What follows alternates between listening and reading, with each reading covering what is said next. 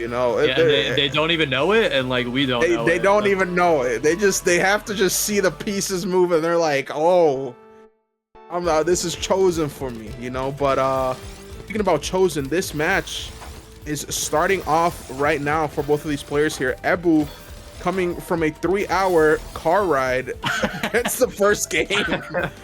There's car lag, nothing, dude. We're off the car, and I'm starting my own car right now. We're rushing as fast as possible here. Wait, we gotta see like how many like car like road trip type like references we can make in this one set for EBU here. Well, EBU taking the fast lane on the victories here, 2-0 on Lifeline. Never let me go. Oh, never letting you win at the moment here. Oh, what is that? Yeah, I don't know what I'm watching, but it's working.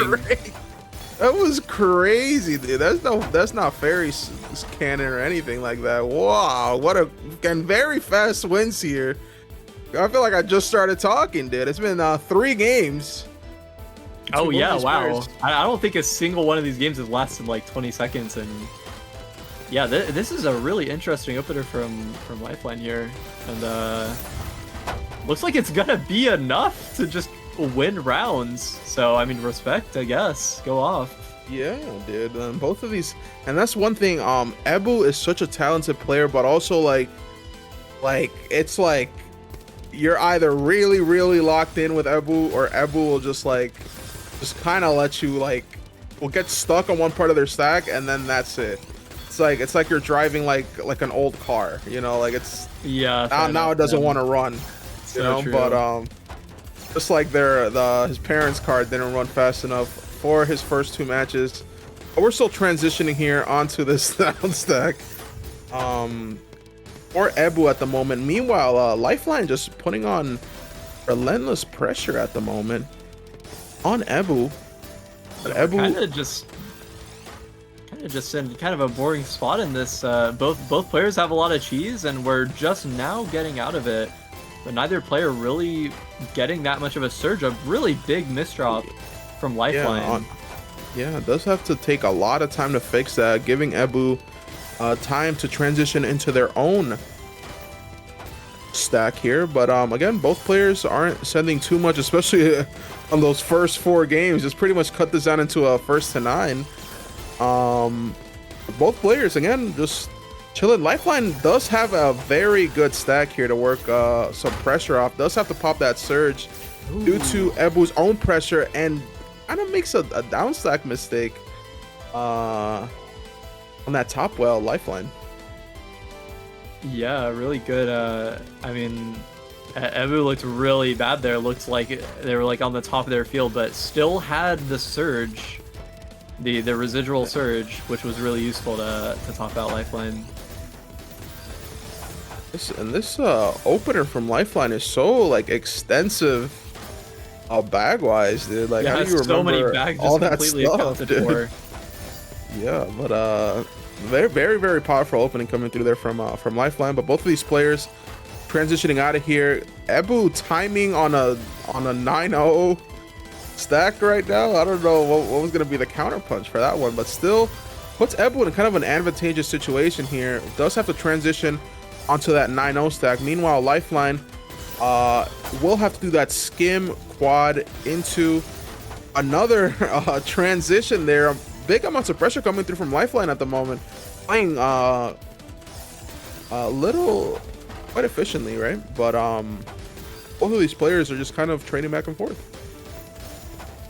Yeah, absolutely, man. I mean, I don't think we've had a moment where one player looks super extremely stronger than the other. Oh, and Lifeline kind of misjudging which garbage wall was open there and used an eyepiece when he really shouldn't have. So gives them that advantage there.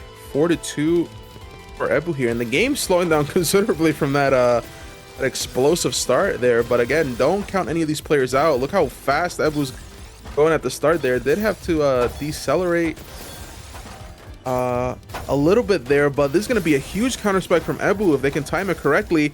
And now Lifeline is in an extremely dangerous position. EBU needs to just throw any sort of pressure. Gives way too much time for Lifeline to get out of the... Yeah, way too much time for Lifeline. Now Lifeline's out of that, and EBU's just trying to think of good solutions here. Might be... Sometimes you gotta just turn off the prefrontal. You know, you gotta turn off the prefrontal cortex to get that pressure off.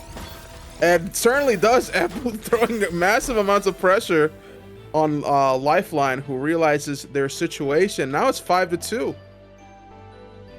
Yeah, I mean, what do you really do if you're Lifeline here? Like, I'm really not sure. You should have put a nail on that road or something, man. You know, you should have made him stay on the trip longer right now. But no, Lifeline just getting super pressured from EBU there. 200 APM off of 3.5, and then the lead is getting like very wide now. Yeah, unironically, just in the driver's seat here. Like, you really can't see it any other way.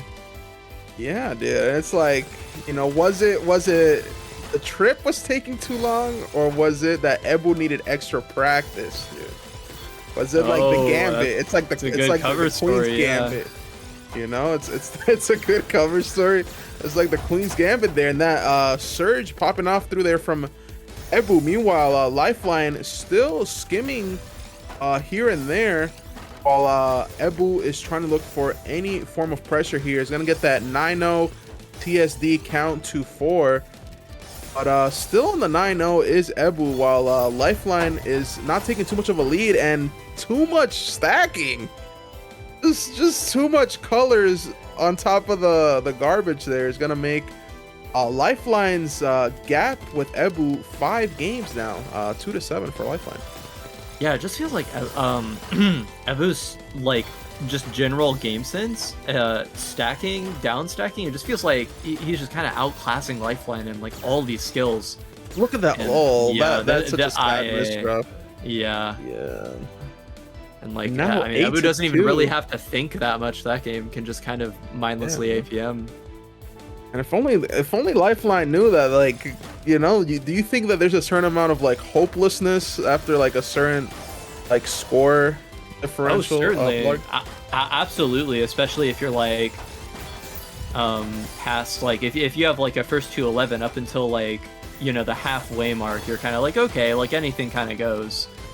But I mean, if you're in 8-2, it is really hard to turn things around. And the one that's really, you know, good at turning things around is EBU, you know? Yeah, dude. Yeah, EBU turning everything over right now. And yeah, you know, Lifeline wish that there was more less vehicles in Peru right now. 9-2. 7-game gap. Just like the speed in which EBU's parents were driving 70 miles an hour back home.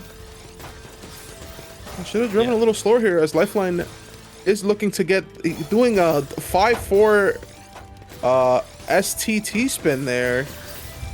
Haven't seen that since 2014. As EBU gets this down stack at the moment, both players here back into a neutral position. Love to see that little T-spin mini coming through on Lifeline into that STSD transition, but here EBU looking to absorb a lot of damage. Is going to be a huge attack from EBU. EBU seeing the flow out of this stack here. Huge pressure. Doesn't give a single damn about Surge. Just throwing as much pressure as possible is EBU. And you know, sometimes some players just prioritize just being clean more than having a Surge, I guess, you know. There's a lot of power to think that hard, you know? Yeah, definitely. And I mean, if you're EBU here, like, you don't really need to think too much about Surge. I mean, I gotta imagine EBU has a lot of confidence here. But with that said, I mean, Lifeline definitely holding his own this round.